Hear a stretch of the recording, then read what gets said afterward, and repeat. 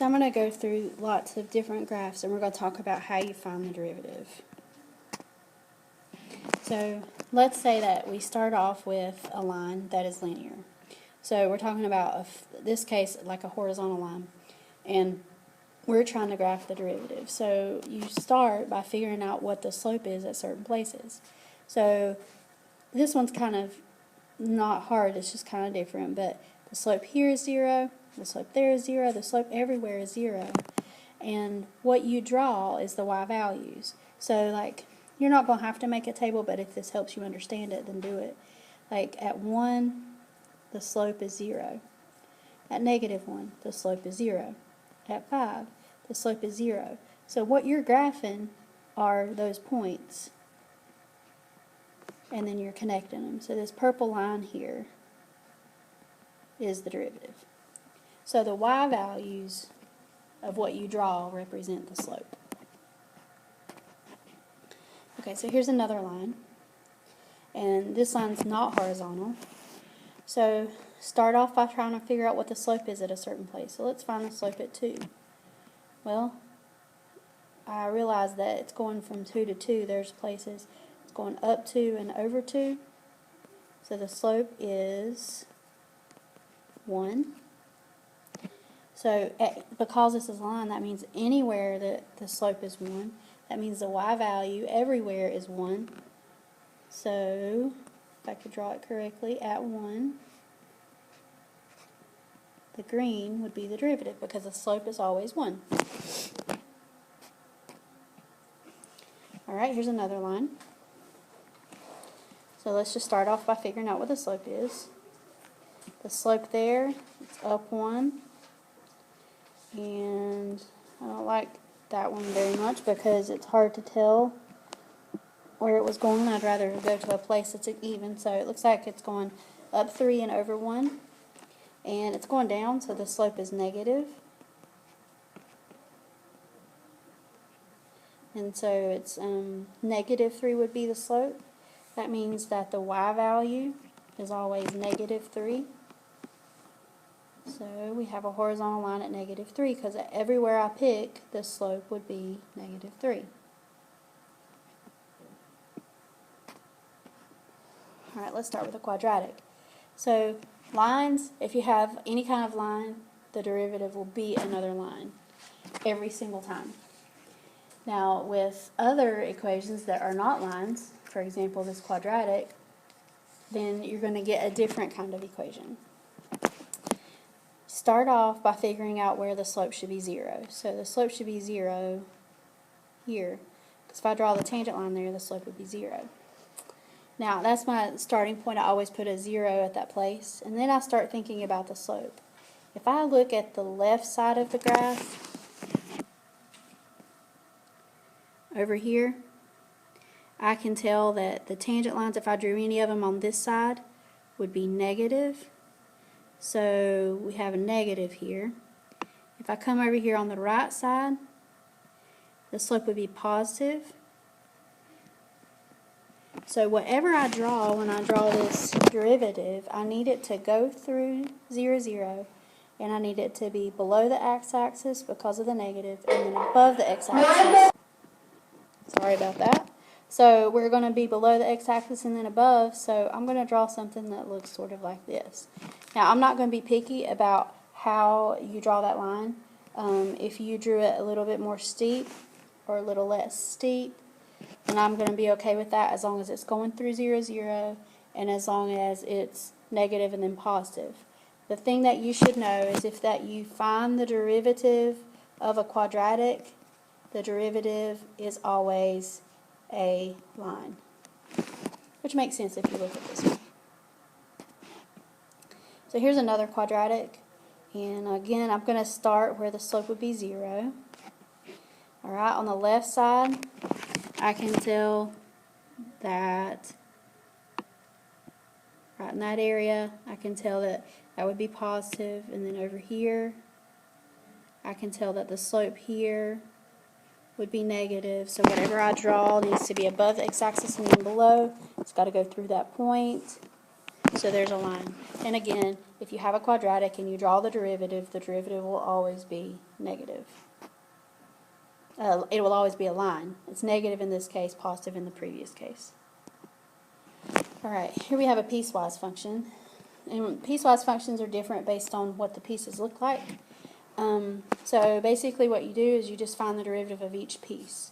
So this first piece over here, if I'm thinking about the slope is always 0. The second piece, the slope is always 0. But because it's not connected at 0, that means I'm going to put a hole there because there's not going to be a derivative at 0. But it will connect like this because the slope is always 0, except at 0.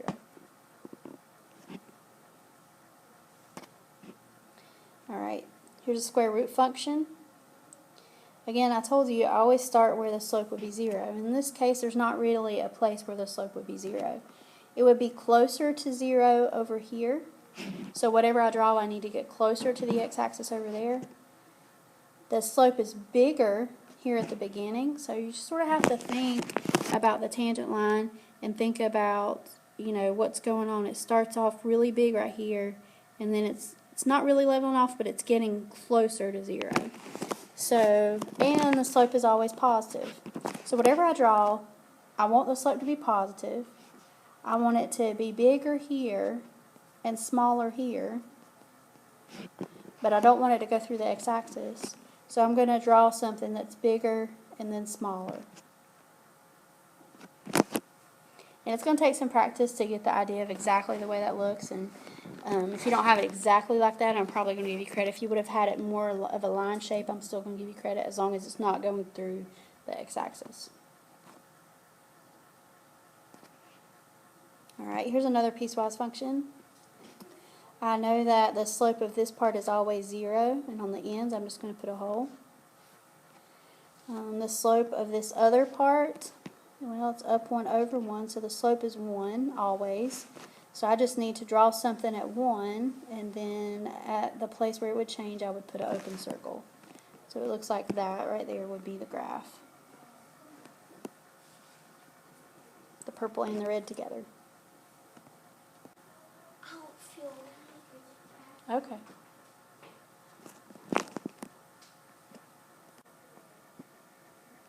So let's look at absolute value.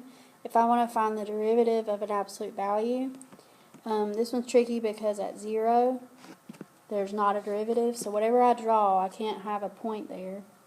I think about the slope on the left and the right. The slope there would be -1. Slope here would be +1. So we draw something that is -1 and then something that's +1, and then at 0 we just put a hole there.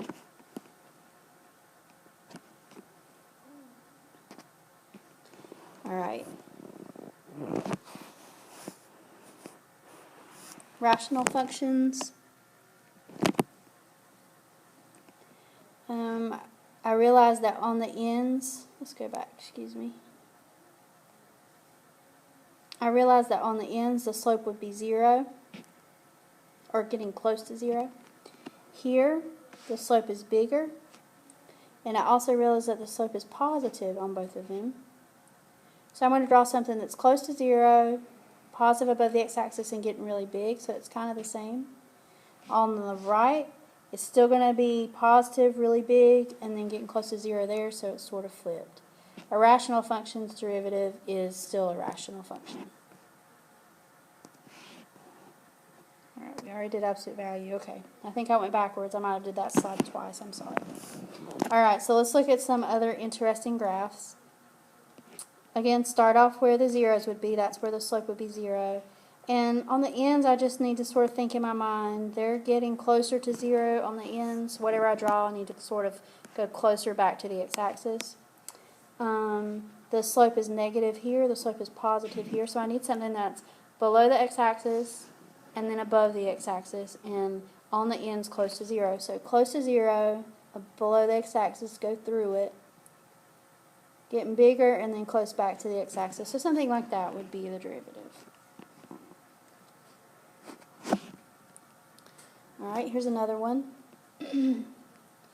Looks like slopes are zeros at all of these places. And at the ends, again, I want to be close to the x-axis. So we have positive, negative, positive, and negative.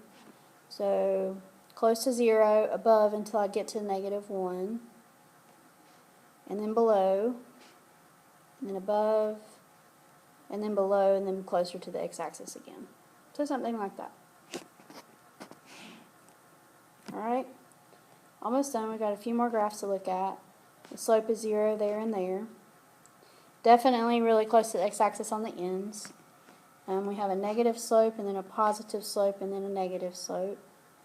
So close to 0, negative, go through, positive, close to 0, and then negative.